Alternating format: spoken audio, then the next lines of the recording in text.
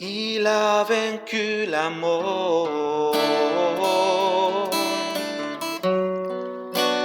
Il est ressuscité.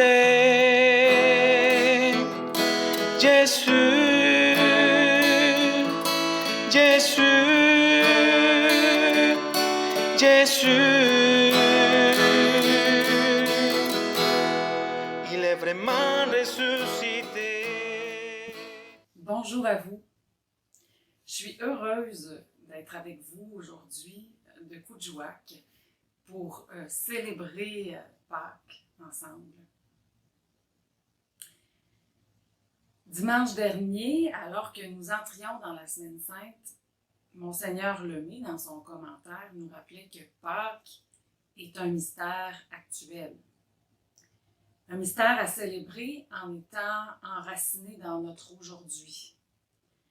Nous avons sans doute tous résonné à ces paroles lorsqu'il évoquait le Christ présent avec nous aujourd'hui dans tous les lieux de souffrance et de violence, en faisant notamment écho à la guerre en Ukraine et à toutes celles ailleurs dans le monde. Cette semaine, nous avons donc suivi le Christ, nous ayant aimés jusqu'au bout, en portant avec nous nos souffrances, à la fois personnelles et collectives. Aujourd'hui, nous célébrons le mystère de sa résurrection, en portant encore tout cela, et un mystère dans lequel le Christ nous introduit dans sa joie de ressusciter, et qui nous donne une espérance nouvelle. Alors que nous écouterons et méditerons l'Évangile de la résurrection selon saint Luc, puisse l'Esprit Saint ouvrir un chemin de nos oreilles jusqu'au plus profond de nos entrailles pour y faire éclater la lumineuse espérance du matin de Pâques. Alors, écoutons l'Évangile. Le premier jour de la semaine, à la pointe de l'aurore, les femmes se rendirent au tombeau, portant les aromates qu'elles avaient préparés. Elles trouvèrent la pierre roulée sur le côté du tombeau. Elles entrèrent, mais ne trouvèrent pas le corps du Seigneur Jésus.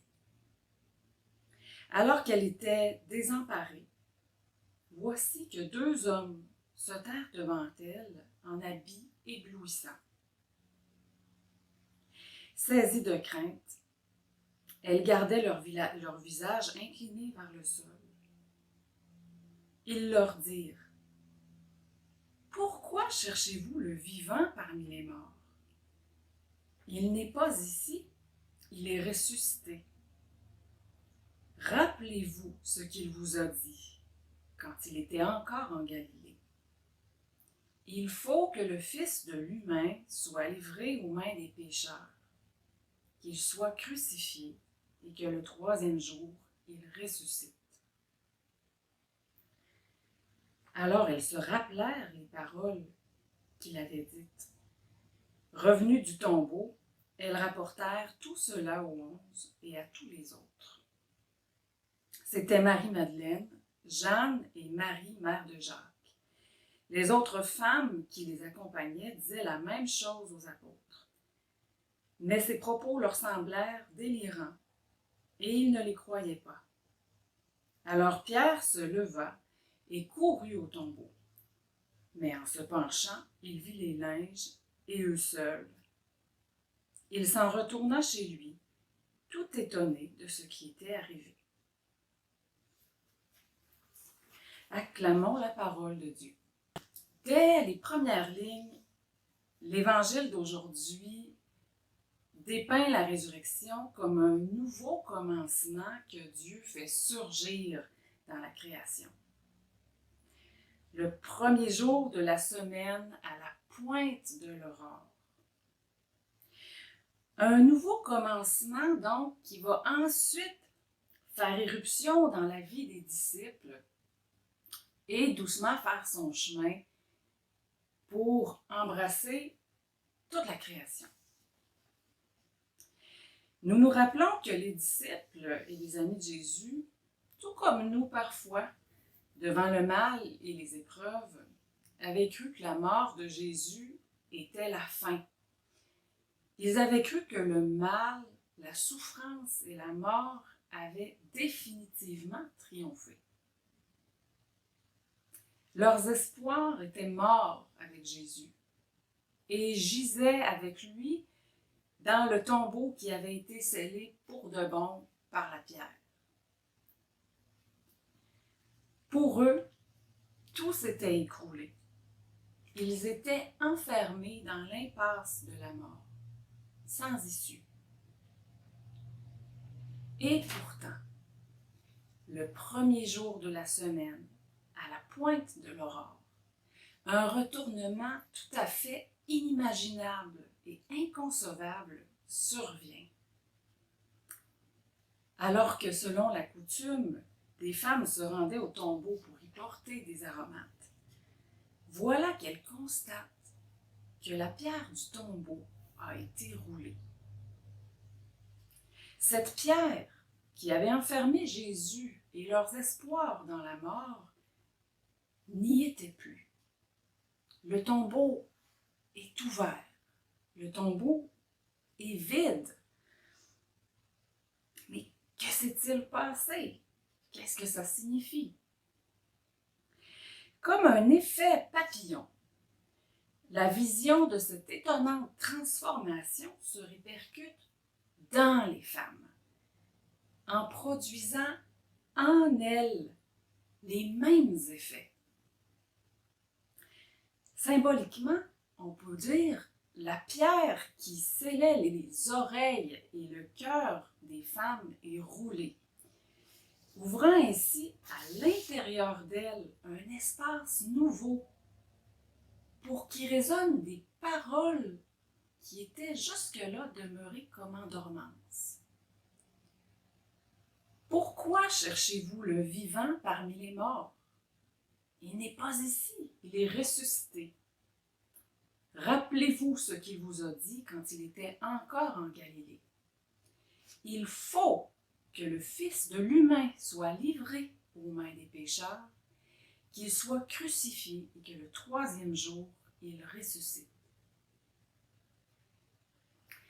Alors que nous avions cru que la mort avait triomphé, alors que nous étions en quelque sorte enfermés nous aussi dans la mort, voilà que ces paroles éclairent notre regard pour que nous puissions reconnaître dans le parcours de la passion de Jésus celui de l'amour incarné qui se laisse enfouir jusqu'au plus profond des ténèbres du cœur humain pour y faire éclater la vie nouvelle, pour faire naître la création nouvelle. Jésus, semence de l'amour éternel du Créateur, accomplit l'œuvre de libération de Dieu en se laissant engloutir dans le mal et la mort, afin de la détruire de l'intérieur. À travers la passion et la résurrection, Dieu recrée le monde. Il recrée chacune de ses créatures. Il recrée chacun de nous. Alors, ces paroles aujourd'hui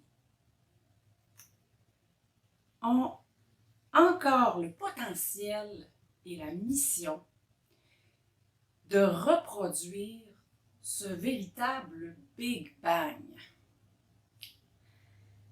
C'est-à-dire de laisser surgir la puissance créatrice de Dieu qui libère et recrée la vie. Cette puissance créatrice qui fait germer une espérance nouvelle que rien ne peut éteindre.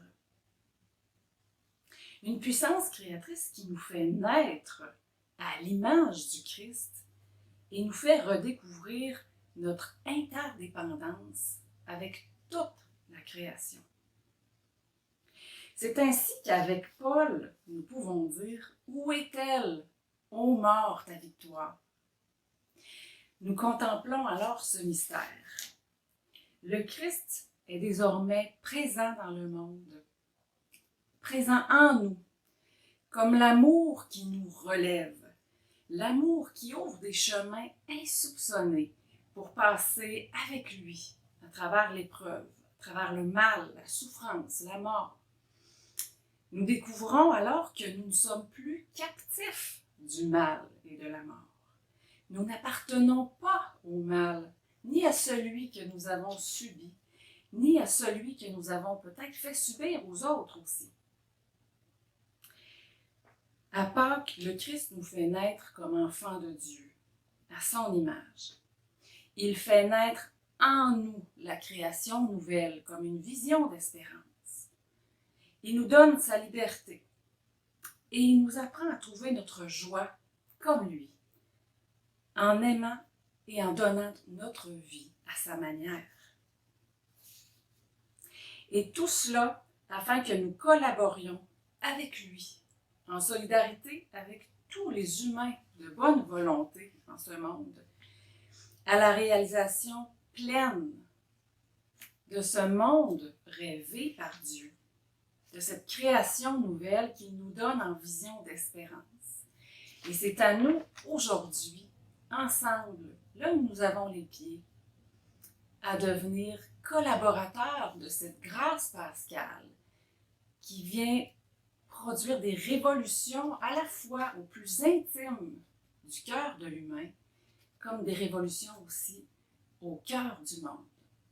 Alors, de nouveau, je vous souhaite une joyeuse Pâques et que la grâce pascale éclate en nous comme un nouveau printemps, qu'elle nous renouvelle dans une espérance qui nous relance créativement, courageusement dans le monde, dans nos engagements. Alors, je vous souhaite une bonne journée. Il a vaincu la mort. Jésus est vivant. Jésus, Jésus, Jésus. Il est vraiment ressuscité. Alléluia, Alléluia. Il est vraiment ressuscité. Alléluia, Alléluia. Crions de joie. Jésus, il est vraiment ressuscité. Alléluia, Alléluia. Il est vraiment ressuscité. Alléluia, Alléluia. Crions de joie. Jésus, il est vraiment ressuscité.